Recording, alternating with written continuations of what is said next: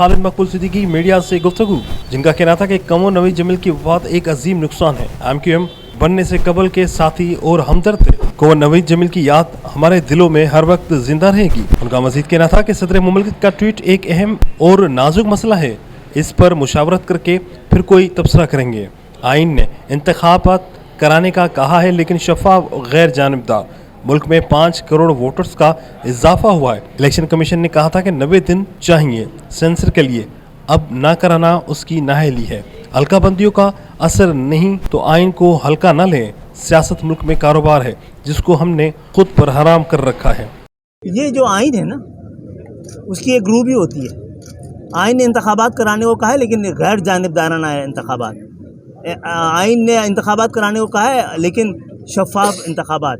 आइन ने इंतखाबात कराने को कहा है कि जिस दिन इंतखाबात हो रहे हों उस दिन जो लोग भी वोट देने की उम्र और सलाहियत रखते हैं वो वोट दें। 5 करोड़ लोगों का इजाफा हुआ है पाकिस्तान में, क्या आप उनको महरूम करेंगे? और दूसरी बात ये नालायकी हो सकती है इलेक्शन कमीशन की।